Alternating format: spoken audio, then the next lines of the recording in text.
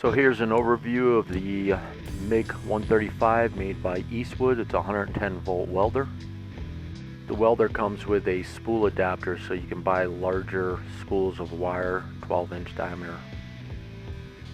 I'm running gas with this welder, but you can flip the leads there, the positive, negative, and you can run Fluxcore, so you don't need gas.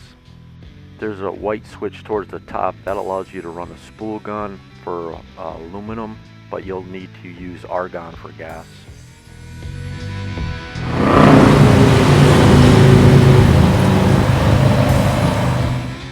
The welder comes with a gauge set so you can run gas.